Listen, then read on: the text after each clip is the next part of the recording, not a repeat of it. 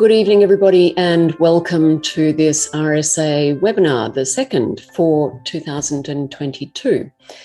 I'm Dr. Meredith Doig. I'm President of the Rationalist Society of Australia, which is Australia's oldest free thought group. We are over 100 years old. Wherever you're joining us from, the RSA would like to acknowledge the traditional custodians of this country throughout Australia and to their continuing connections to land and sea and community. Tonight, the epidemic of misinformation that's fueling the rise and rise of phenomena like QAnon, the far right movements, and something which we'll hear a bit about later, the militant wellness movement in Australia. And to set the scene, we're joined by Dr. Vivian Gerrand.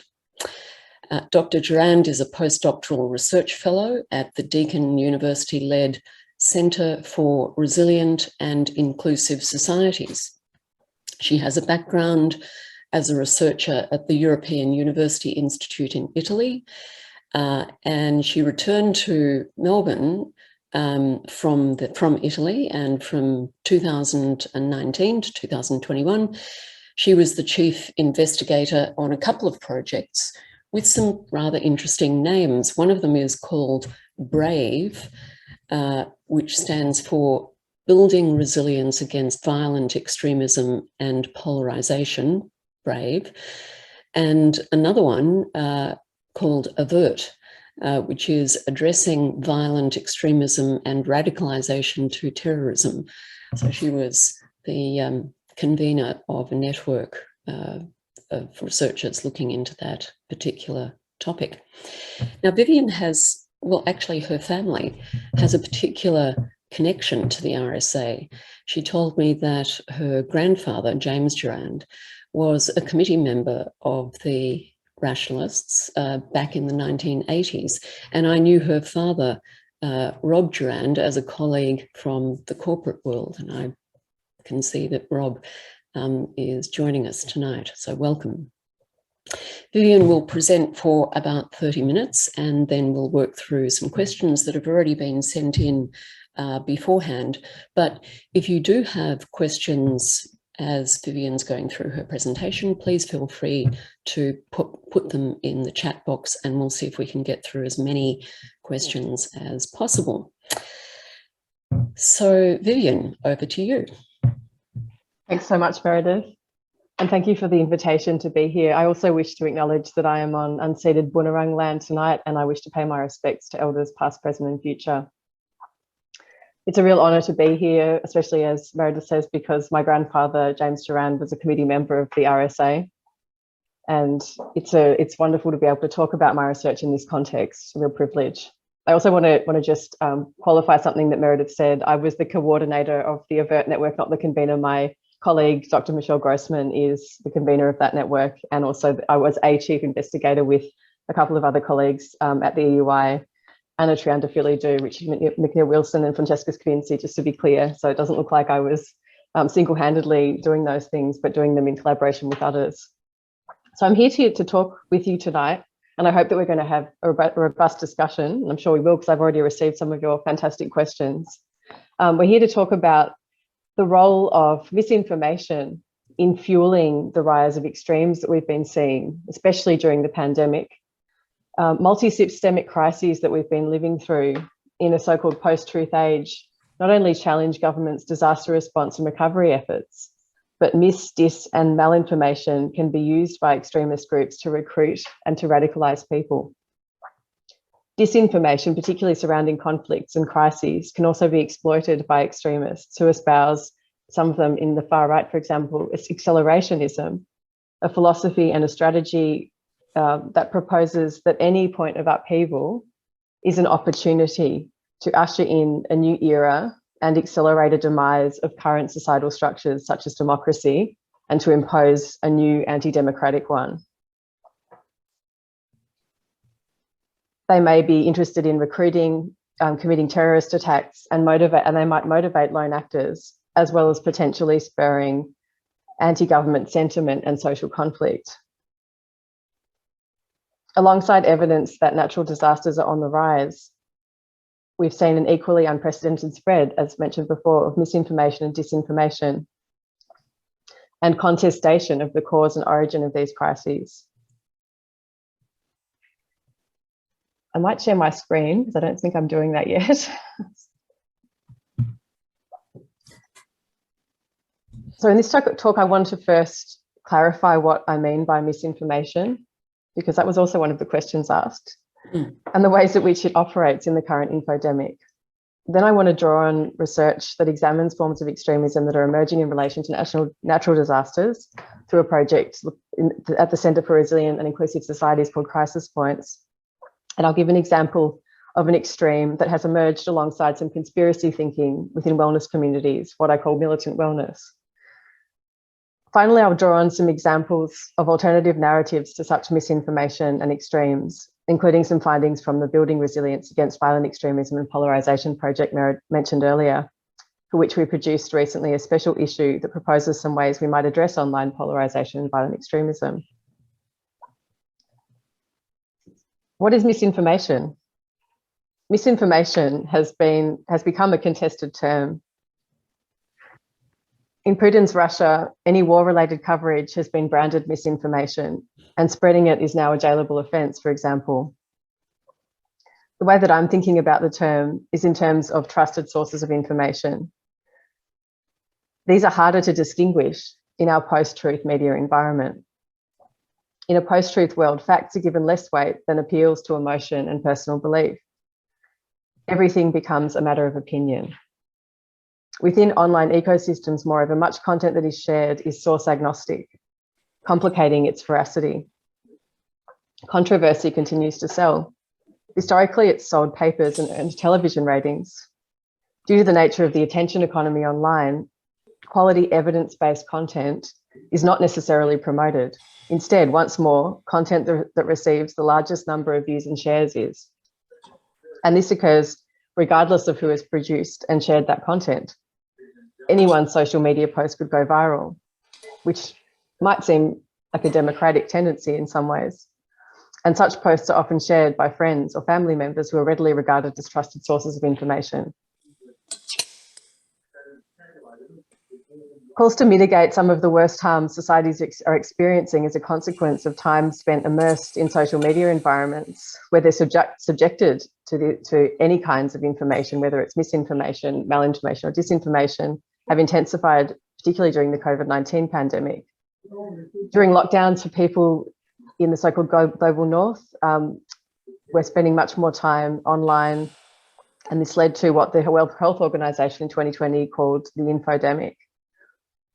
The World Health Organization defines this as too much information, including false or misleading information in digital and physical environments, specifically during a disease outbreak. It causes confusion, as we've seen, and risk-taking behaviours that can harm health. It also leads to mistrust in health authorities and undermines public health responses. An infodemic can intensify or lengthen outbreaks when people are unsure what they need to do to protect their health and the health of people around them. With growing digitisation and expansion of social media and internet use, information spreads much more rapidly than it ever has. This can help more quickly fill information voids through people doing their own research, but also, as we've seen, amplifies harmful and inaccurate messages that have real-world health outcomes that are often very detrimental and dangerous. I chose to put this slide in the presentation because I wanted to also distinguish between disinformation and misinformation. And an example of disinformation is an organisation, whether it's an extremist one, whether it's a government promoting an extreme agenda, such as the Russian government is at the moment, and using platforms such as TikTok to influence people to support the invasion of Ukraine. Or many of you will have heard of the example of the journalist that was invented on "this person does not exist." So a deep fake that was generated and then became a blogger from within Ukraine, supposedly posting anti-Ukrainian government messages.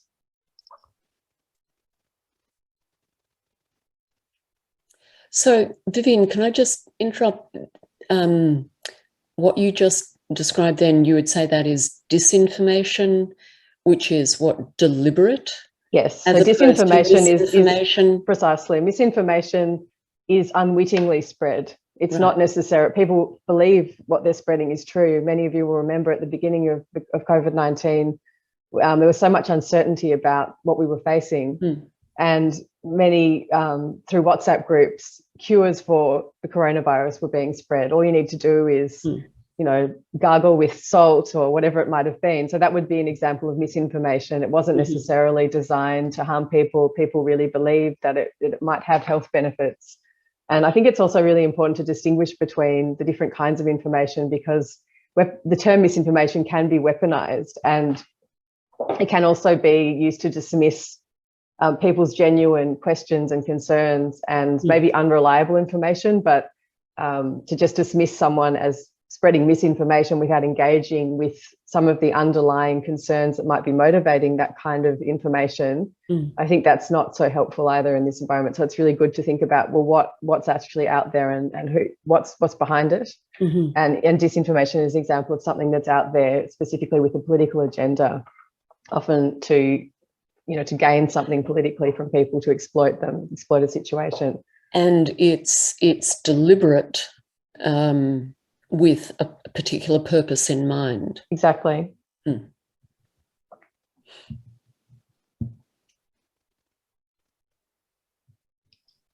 So thinking in terms of the ways in which misinformation can be used to promote different kinds of agendas and recruit people, this is a useful concept map which highlights the ways in which particular kinds of messaging that we might be exposed to online, what I call unique selling points here on the right of the screen,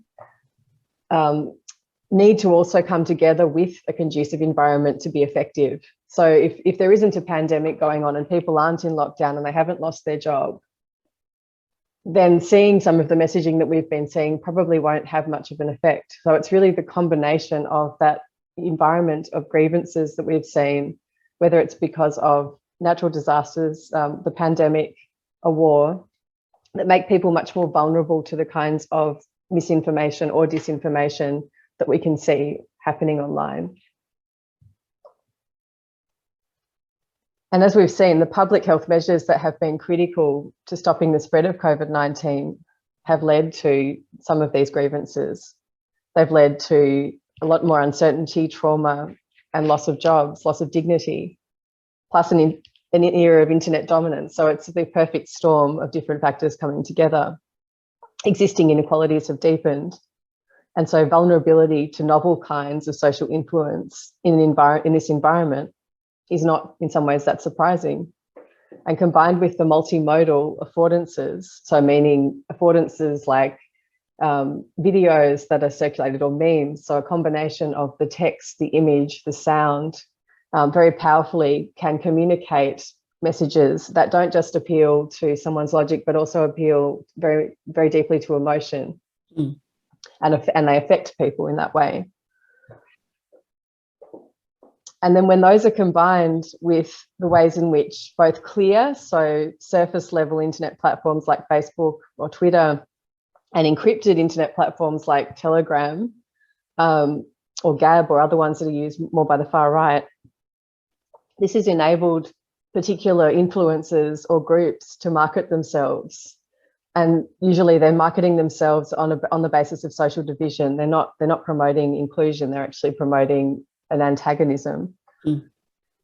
So this period of heightened online immersion, as we know, has been exploited by political opportunists, including anti-vaccine profiteers, conspiracy and violent extremist groups, who have had access to an unprecedented housebound global audience.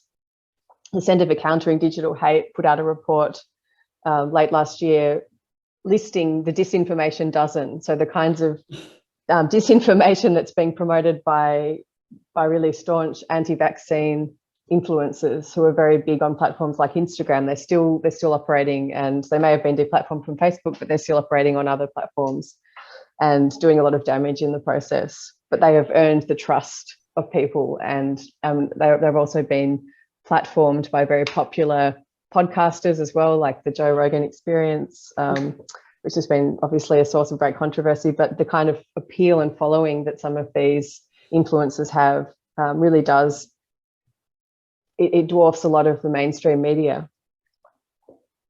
And some of the, I mean, it's really, rather than just thinking, well, Joe Rogan's an idiot, it's really important to think about the appeal that these sorts of influencers have. And usually it rests in offering simple solutions to a highly complex set of problems, or identifying a ready-made scapegoat. Oh, it's the deep state. It's all about the New World Order. It's a plan. You know, the Plandemic documentary that came out in 2020 that was very popular within a lot of these wellness communities. The other thing that happens in these spaces is they create a network and that crosses over different spaces, but also provides a missing sense of belonging to people. So it's something that is not there. There's isolation, and then these narratives and networks provide sense of belonging. Would you say that it's tribal? I think it can be, definitely. It depends, I suppose. I would have to look at the specific example, but no, I think there is definitely within a lot of these mechanisms the reptilian brain in action, and the ways in which they appeal to people are not often not through reason or logic, but really appealing to that older brain, playing on people's fears and uncertainties and traumas, and becoming alternative sources of trust. So rather than people have lost trust in institutions, they feel let down by governments, they don't understand what's happening, and these influencers in these areas are saying, this is why this is happening, place your faith in me, I'll sell you these supplements if you get COVID, or COVID doesn't exist, some might say, and then the ones that do acknowledge COVID does exist are selling something and are claiming that if you're healthy enough, then you'll be fine. So the survival of the fittest idea that's cultivated in a cult-like way. So it's almost like there's wellness and then there's wellness. So there's the wellness of someone like Gwyneth Paltrow who is profiting from pseudoscience, but she's not promoting an antagonistic anti-government agenda. So for her, it's more of it's a grift, but it's not one that is interested in polarizing people necessarily. You say that she's representative of a certain type of modern day snake oil salesman? Indeed, I would. Indeed, I would. But I think it's important to distinguish someone like her from other kinds of wellness influencers who I would call exclusivists. So their agenda is not one of an inclusive worldview that tries to understand how we might live together well in these changed circumstances of adversity that we're facing, but rather is saying, we're going through this big change and there are winners and losers. So it's really tapping into that neoliberal way of thinking. And that's what they do have in common with someone like Gwyneth Paltrow, but they're saying, you need to adhere to these particular things, and if you don't, you'll be impure and you will be a sheep. And for those listeners or watchers who don't know, Gwyneth Paltrow is the actress Gwyneth Paltrow, but over the last few years she's developed a sort of a wellness business called Goop. And it's just taken off, and it really is a lot of snake oil stuff, but she has a huge following and has made enormous amounts of money out of it. And it's often only the really wealthy and privileged people in society who can afford to access the kinds of wellness that someone like Paltrow is promoting. They're not accessible to everybody. Right. And again, some of these wellness influencers in the militant wellness space that are on this slide, Awaken with JP Sears, who prior to the pandemic was a wellness comedian who was often making fun of people in wellness spaces for taking themselves too seriously. At one point, I was following his account and found him quite amusing. But in the pandemic, he really was one of these people that began to affiliate more with the QAnon conspiracy. The idea that there's this global elite that is seeking to take children and steal their blood, and it's playing into anti-Semitic ideas promoted by the Nazi regime as well. And so he, in the pandemic, became affiliated with that, and also, again, affiliated with that particular brand of wellness that sees the state as being antagonistic to human health, and has in recent months, in fact, since really the end of 2020, begun to arm himself. So posts pictures of himself on Instagram, training with newly acquired weaponry, preparing himself for an incipient civil war. This was all in the lead up to the Capitol Hill. And so this phenomenon of people feeling the need to defend themselves from the state, who they cannot trust, the deep state. So it sort of starts off seemingly innocent, but it seems to go down the rabbit hole of greater and greater association with violence. Indeed, and the need to defend oneself against a perceived enemy. Mm-hmm. So this turns towards... I've just got to say to you, it's 5 to 8, so we need to move on. Right, okay. I wanted to say these activists claim to be dissenting in defence of their freedom. So they're acting on deeply felt grievances that result from a perceived imprisonment through lockdowns or whatever else. And they've taken advantage of these vulnerabilities. And many of them intersect also with the far right. So some of these categories that myself and my colleague Lydia Khalil, who was also going to present tonight, wasn't able to, looking at the ways in which qualities like purity, certainty, and essentialist understandings of gender particularly, and then the trickle-down understandings of wellness, survival of the fittest, actually align in many ways and can be a potential pathway into far-right thinking. Ideas of bodily autonomy and purity, for example, and sovereignty. So there's intersections there with things like the sovereign citizens movement and different groups on the right. But I think it's really important not to just assume everyone in this space is on the right, because that actually can serve to enable more recruitment of right-wing groups. And so it's really critical to distinguish how they may intersect and also how they're unique. And we all know the Pete Evans example in Australia. I won't go into that detail now. But yeah, Pete Evans posted a black sun symbol on his Instagram account in late 2020, leading to his loss of all kinds of platforms and publishing deals. So finally, I'll get to the solution part of the talk. I mean, I don't have the solutions, but some ideas of ways in which this phenomenon can be addressed in online spaces. So I was part of this project that was mentioned earlier, the Building Resilience Against Violent Extremism and Polarisation. And we developed this special issue which looks at the ways in which we might begin to address this phenomenon. And the first of these is to think about the kinds of content and develop grassroots strategies that might educate and support resilience to such content. And that might be through school programs that teach young people about strategies to have better digital literacy, and some of those are already being enacted in countries like Finland, for example. Others might involve using modalities that young people are familiar with, so gaming. And one of the interventions I examined for this special issue was an intervention called Lulu, which was a game that involved an influencer, and the game meant the gamer would be a journalist, and the journalist had to understand Lulu's networks, narratives, and recruitment pathways without being caught. And so that was a way of educating young people about the ways in which new right extremes function in those spaces, often very subtly. So not overtly promoting violent material, but promoting very everyday material, which is also something that happens in the wellness groups. Scholars have identified a phenomenon called pastel QAnon. So the idea that the conspiracy has turned pastel, it's palatable, it looks aesthetic, it's smoothies and mums in yoga gear, but who are turning to this very sinister understanding that is actually antisocial and potentially violent.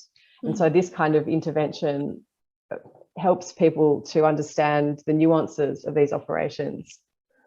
The other aspects of the special issue that are really critical that I want to highlight are the architectures online. So the content itself, if we can find content that actually educates and promotes critical thinking and movement away from this black and white enemy-friend dichotomy towards a more nuanced and complex sense of opposition without violence, so dissent without violence, then that can support democracy. But we also need to think about the ways in which algorithms, as we've talked about earlier, are accelerating polarizing content, the ways in which big technology platforms tend to be governed by profit rather than democracy. And so what we can do in order to alter those algorithms, whether it's by making them transparent so we know what we're seeing and why, or whether it's by actually reconfiguring them so we're being delivered depolarizing content, as one of the authors in this volume, Jonathan Stray, proposed. Finally, does anybody other outside of Facebook or Twitter, does anybody actually have access and know what the algorithms look like? That's a really good question. And the problem is we don't know. Right. We don't know. Well, I mean, it's amazing that there hasn't been a whistleblower that's leaked them, if that's possible.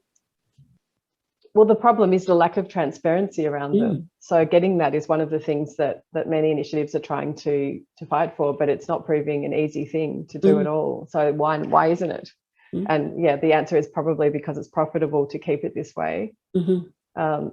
Finally, though, we're thinking back to that map of the push and pull factors, the conducive environment of grievances, and the unique selling points of these people promoting misinformation or disinformation in order to recruit or polarize.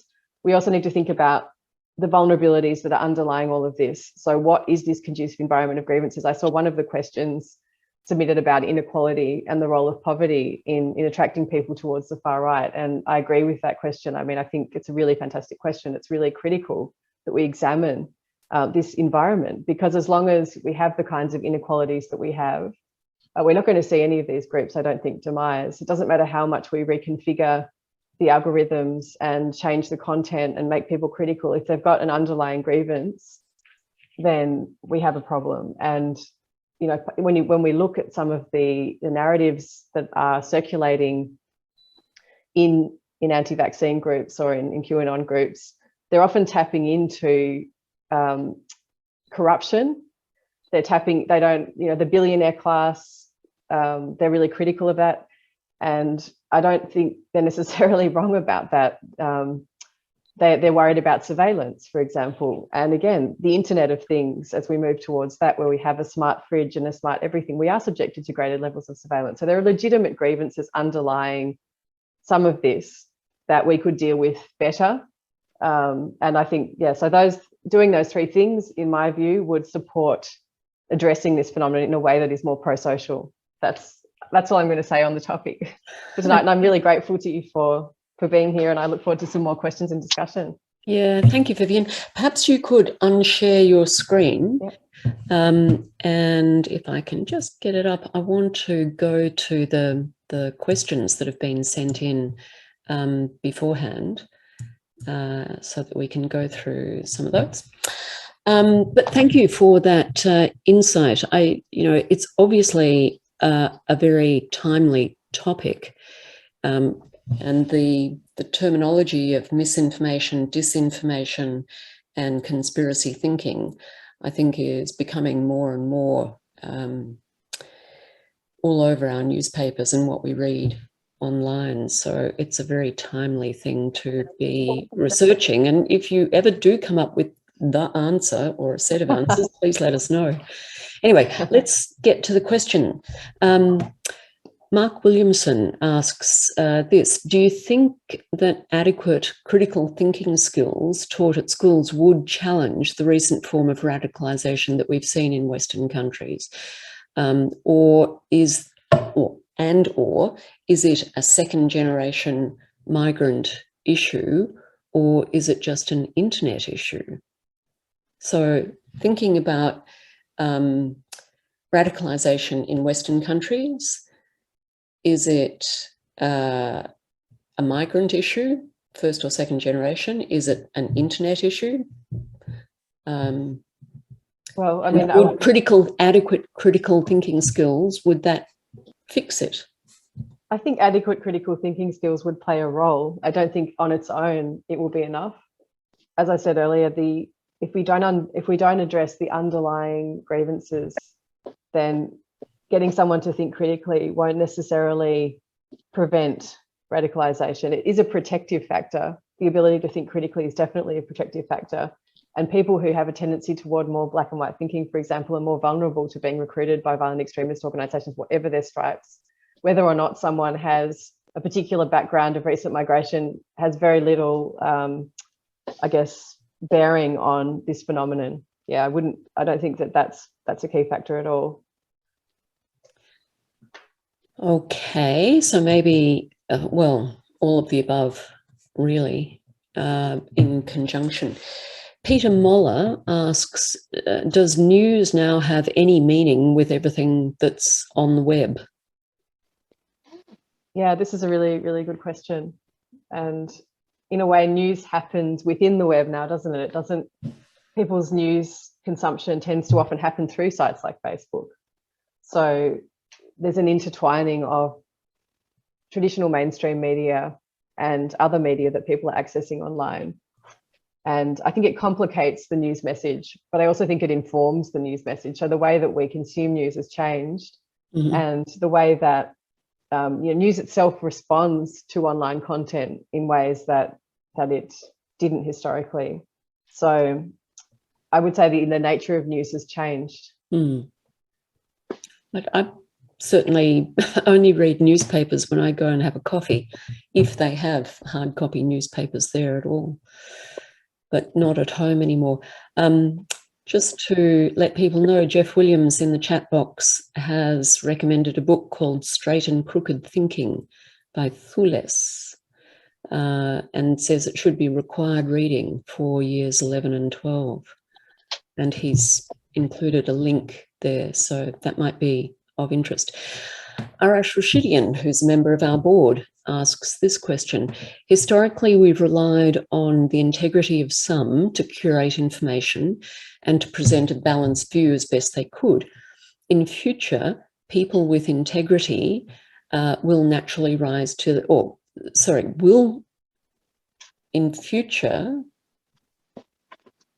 will people with integrity naturally rise to the surface as trusted digital curators, or is that just wishful thinking?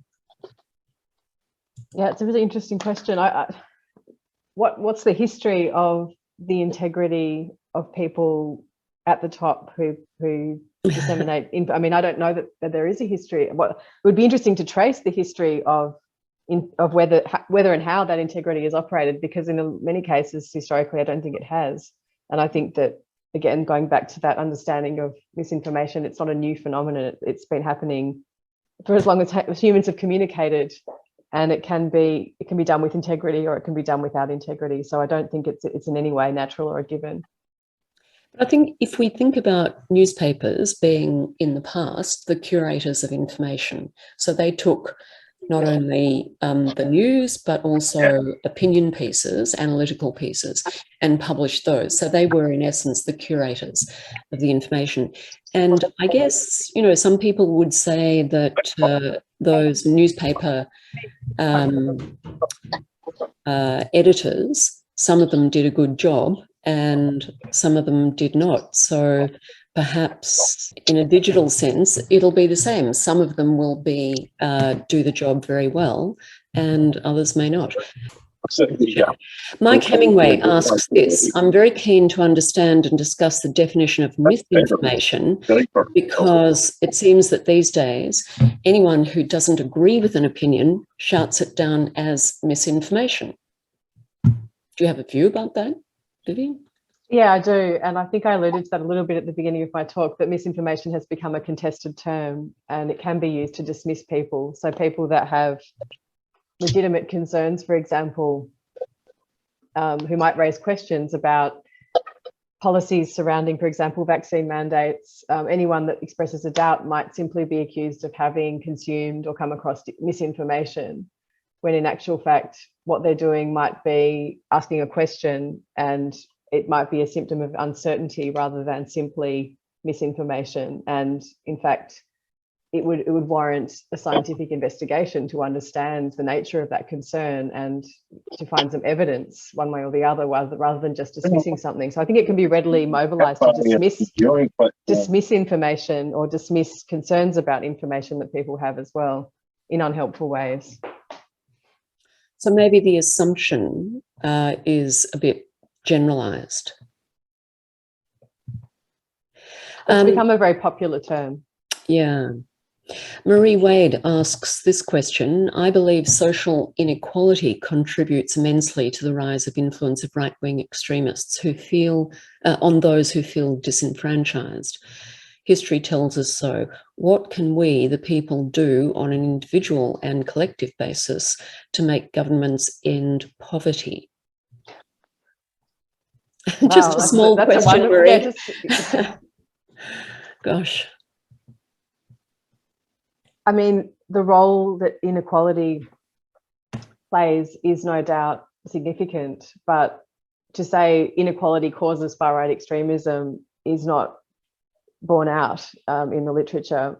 What is borne out in the literature is that relative deprivation plays a role or can play a role in radicalization trajectories. So the perception of being deprived. So what we've seen in cohorts of people, for example, in the past, joining so-called Islamic State, many of those people actually came from quite well-to-do families. So they were not living in poverty, but they were acting on perceived injustice and relative deprivation, often having been experiencing discrimination.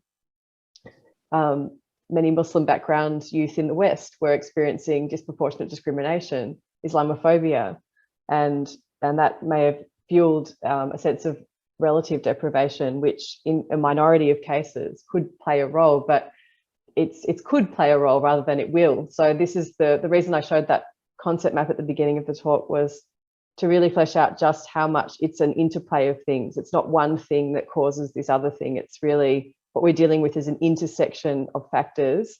And that's why when I said at the end, these solutions or these ideas about how we might address it really have to think intersectionally about it rather than it's this or it's that. And definitely addressing poverty will solve so many problems. And I do believe there are ways that we can do that. And I don't think it has to be that difficult. I think it's a question of political will. We could be implementing unconditional basic income, for example. That would remove, and we did see a version of that introduced by the Australian government at the outset of the pandemic when it raised job seeker and introduced JobKeeper for most people, not everyone. Certain cohorts were excluded, including those working at universities and those who were not on permanent visas. So there were groups of people, students, international students were all excluded from those schemes. But for those who were included, it made a very tangible material difference and lifted a lot of people out of poverty. So there are ways that we can do it if we have the political will, absolutely. I understand that of the January 6 event in Washington, that many of the people who were involved in that event were in fact not from lower socioeconomic or what we might assume to be excluded groups, but were rather even middle class or even quite wealthy middle class people. Do you have a view about that? Yeah, it makes sense in light of what we know about people that tend to join terrorist groups that turn to violent radicalization. A significant proportion of them do come from middle class backgrounds. They have done, whether it's joining Islamist groups or whether it's joining far right groups, but it's not necessarily, but this is why I think this perception of deprivation, when that develops, that is the thing that promotes involvement. And perhaps in this case, thinking about the Capitol Hill, thinking about the QAnon phenomenon in the pandemic, those who have had more time at home perhaps to actually be online are more likely not to be perhaps working class, because the working class are out often as essential workers. They don't have time to be online in the same way, so they're not exposed to those ideas. Although they might be unemployed. I guess what I'm saying is essential workers, though, Right. who might be doing jobs that keep them from being at home. They have to be at the coalface, Yes. serving people, and are much more exposed to the ravages of COVID. Those are the people that are less likely to end up at Capitol Hill, because they're exposed to the realities of what it means to get very sick and potentially die. And they don't have the time to be online in that same way. And so people, they might be middle class, they may have lost their job, they're at home suddenly with all this time and wanting to know what's happening and getting involved. So there's a feeling of being disenfranchised, but there's also in many an experience of relative privilege and a sense of relative deprivation. I'm going to go to a question that's just been put in the chat box, and then I'll return to the questions that were sent in before. And this is from Shail Akyel, who says this, and it's a really interesting question. Assuming a far-right agenda behind some conspiracy theories, what do you make of their apparent embrace of racial diversity within their followers, given the tendency of some far-right groups to be xenophobic? Is that something that you've observed in your research? Yeah, and I'm not an expert on the far right, I want to be clear, but one of my colleagues is Mario Pueco, who's doing a lot of work in this space, and he recently gave a talk where he was outlining the very differences between different far-right groups, and they're not all uniform at all. So some are xenophobic, others aren't. And also, when it comes to conspiracy groups, not all conspiracy groups are necessarily aligned with the right, even though there may be points of intersection, as I said earlier. So I think being aware of the differences between different groups is actually, it's not just so that we can know that there are differences, but also as a way of stopping some of those more nefarious agendas from actually taking hold. So there are far-right groups out in these conspiracy crowds who are actively recruiting. And if we think about what happened in Melbourne's long lockdown in 2021, where the media was branding everyone out there, and in some cases as affiliated with neo-Nazis, that actually serves in some ways that narrative. You know, the people out there mobilizing, and the far-right groups then can claim them as one of their own, when in actual fact, many of the people there would in no way identify with Nazism, even though we might say, well, there are some, you know, there's this thing with purity going on and autonomy, and that makes them a Nazi. Well, yes, there are some points of intersection, but I think it's really dangerous to homogenize, because it just serves the agenda of some of these far-right groups. Much more helpful to attend to the nuances. Yeah, well, it seems that we're at the relatively early stage of mapping all this stuff, let alone understanding the connections and overlaps. Let's move on to another question. Adrian McLean asks this: is there a strong connection between Putin and his cronies with the Republican Party and its right-wing religious disinformation autocracy agenda? And if yes, how does the world fight it?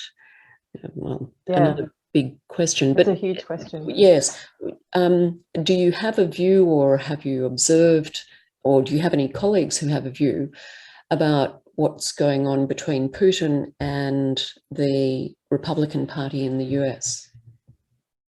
From what I understand, and I'm definitely not an expert on the subject, from the reading that I've done around this, my understanding is if we think about the relationship between Donald Trump and Putin, and then we think about those in the Republican Party who are pro-Trump, there is a section of that party that is also pro-Putin, but I wouldn't say the whole Republican Party is. So there is an element within the Republican Party following in Trump's footsteps that seems to be invested in an anti-democratic agenda that is also being promoted by Putin. So there is an alignment there of autocratic thinking, but I'm not at all familiar with the nuances of how that's operating right now. Okay. But it is very alarming to think about this trend towards autocracy that we're seeing in some of the language, also with people like Alexander Dugin, you know, this sort of modern day Rasputin type figure promoting the idea that universal human rights, you know, is a Western oppression, and really wanting to accelerate, playing into that idea of bringing about destruction of the current societal systems, and to bring in something new, or not new, but something old, something, you know, what's old is new again, and very anti-democratic. This is just a little bit off to the side, but a little bit connected. I was listening to a podcast this afternoon with Yuval Harari, speaking with Sam Harris, and Yuval made an interesting point, which I hadn't thought of before, about why most of the world, not all, but most of the world has had a very different reaction to the invasion or the war in Ukraine compared to other suffering and battles and fighting in other countries like Syria or Yemen or Ethiopia. And Harari pointed out that the difference is that in those latter three cases, they are civil wars, they're internal. Whereas this is the first time that we've seen one country actually invade another country. It used to happen, we haven't seen that since the Second World War. It used to happen regularly in history. But since the Second World War, we've been almost lulled into this false sense of security that it doesn't happen anymore. You might have skirmishes within a country or full-blown civil wars, terrible wars within a country, but not between one country and another. And that's, in his view anyway, distinguishes the war in Ukraine and perhaps goes some way to explain why the Europe and many countries, not just European and American countries, have been so strong in their reaction to the war. Interesting perspective. Something that I hadn't thought of before. But I would also question it by saying, what about Iraq and what about Syria? Yes, they were invasions of a country by the US. That's true. That's true. David Donaldson asks, is this current stuff new? And it really his question goes to, are we thinking that this phenomenon is something that's only happening in our period of time, or is it something that has happened across history, but we're just not as familiar with the historical circumstances as we are with our current, with our own circumstances? Yeah, I would agree. It's not new. It's novel. It's novel because we're living in a different time and we have different technologies, and so it's playing out in a novel way. But it's not, the phenomenon of war, the phenomenon of violent extremism, these things are not new. The phenomenon of misinformation, of propaganda, not new, just playing out in a particular way at our particular time in a very alarming way, because the kinds of ecosystems that we are living with online have not been properly regulated in a way that's democratic. We don't, it's like the Wild West online in many ways. So that's the real problem that we're facing. So that's the different factor. And I think we could look at particular crises that we're facing, and you could say, well, earlier eras have had unprecedented crises, and every era has its crisis, but we do seem to be having a particular kind of conflation, especially around the climate crisis, which is giving birth to other crises. So that climate crisis is, leading to such changes that it is a period of great instability, and there have been previous periods of instability, but we are going through one now. And so it's easy for us, I guess, following from a period of relative global stability, it's easy for us to think, well, this is all, this has never happened before. Well, not quite in this way, but yeah. And that might sort of link a little bit to Charles de Jong's question, which is, or comment, unless I missed it, why has there been no reference made to left-wing extremist groups? Vivian, left-wing extremist groups. Okay, so my good colleague Mario Pueca has actually done some in-depth research looking at left-wing and right-wing groups, contemporary groups in Australia, looking for promotion of violent content, and didn't find any in left-wing groups that he studied. So there wasn't, the kinds of... Antifa? But there wasn't the same attempt to promote violent action in the way that he has observed in right-wing groups. So I think historically, definitely, we can see examples of left-wing violence, thinking about the years of lead, Anni di Piombo in Italy, for example, where there was a very strong presence of left-wing violence. And that was as common as any kind of fascist violence at the time. But in the contemporary Australian landscape, this is not something that's being observed by scholars in the field. Perhaps not yet. I hope not. But so far, there's no evidence of it. Yeah. Oh, we don't know. Long-term RSA member Mohammed Islam asks this question: what criteria do you use to determine false or misleading information? And he makes reference to climate change, but can we just ask, what are the criteria that you use, or would you recommend be used, to determine false or misleading information? One word: evidence. So if something is claimed, then if it's not able to be backed up by evidence, it's difficult to place trust in it. And I know that, you know, there's a lot of information out there that is not based on evidence that people are trusting, but that is a really clear-cut way of determining whether something is misinformation. But doesn't that raise the question of who provides the evidence, and how do we know that we can trust the evidence that has been provided?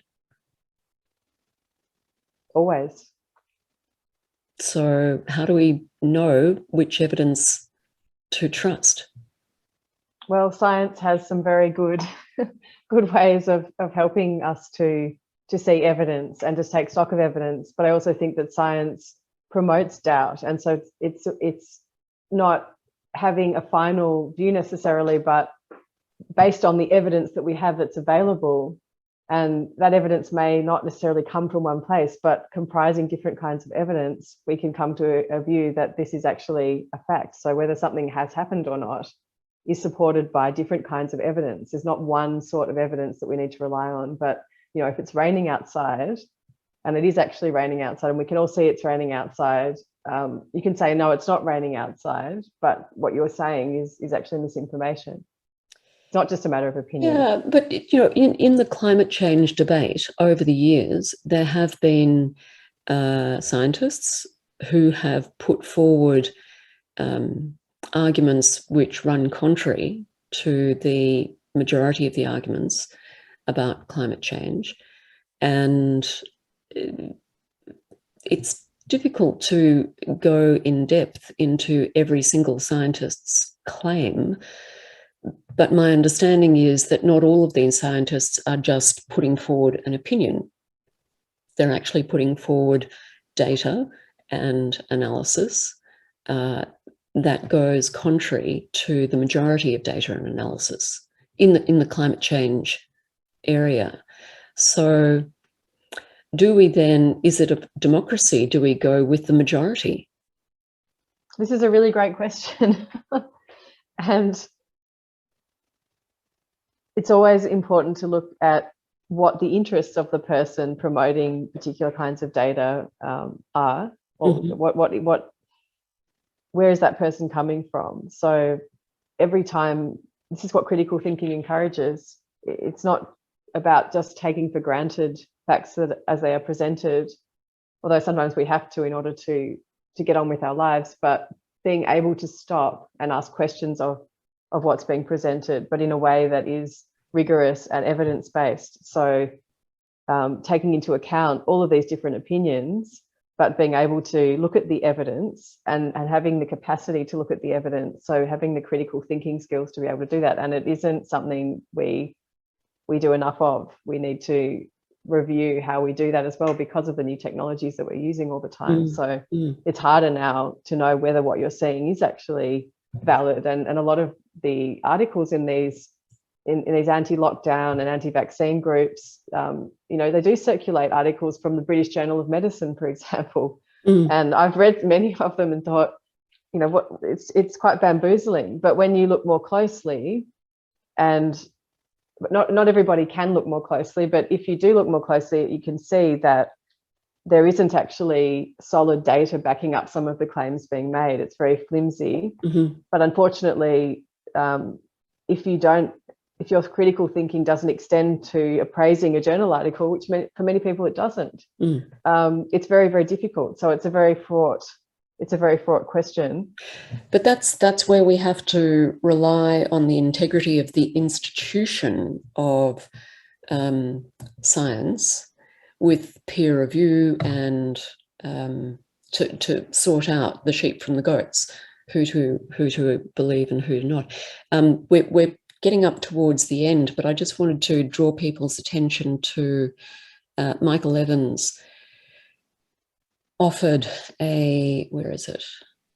Oh, a useful resource in choosing who to believe from the Parliamentary Library. So if people would like to check out that link, it's in the chat box. Final question, and then I'll see if I can get to some other questions that have come up in the chat box. But final question that was sent in beforehand from Daniel Carball, and he asks this: what's the biggest impact of these groups? Is it the beliefs themselves, or how they affect public discourse, or undermine our trust in public science or health, public health or science, or is it something else? What's the biggest impact of these groups that promote disinformation? Well, the biggest impact is not that people are free to believe whatever they want to believe. It's when it starts to have an impact on others that it becomes an issue for society. And so the limits of those beliefs are the ways in which they are then enacted. And as we've seen, certain kinds of defiance of public health orders have actually endangered others. Most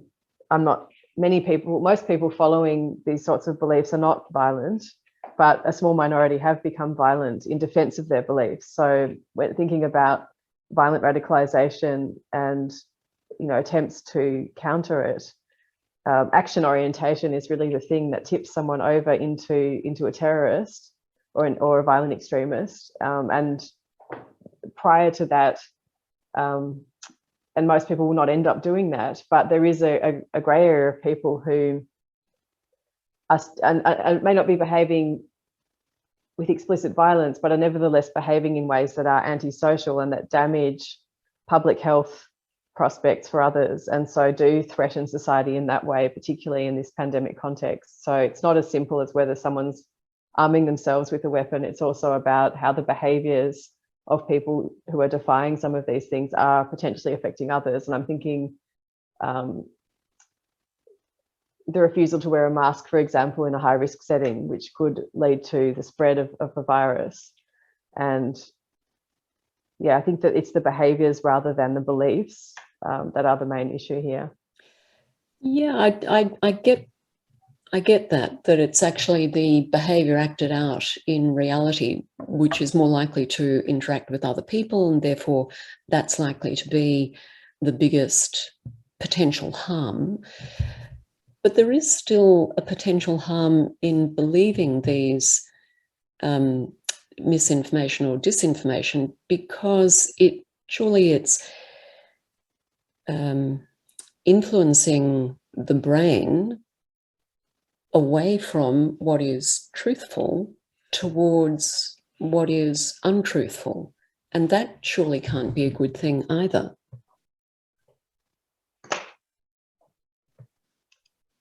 So I think, yes, but then we get into, I think most human beings live with fictions of different kinds that enable them to, myths are important to the human experience, and we all live with our own versions of that, however rational we might consider ourselves. The truth may not be so clear cut, and of course there are facts, and of course there's evidence, and of course there's science, but there's also a domain within the human psyche that may need belief for survival. So I think it's really difficult when we get into that territory. Yep.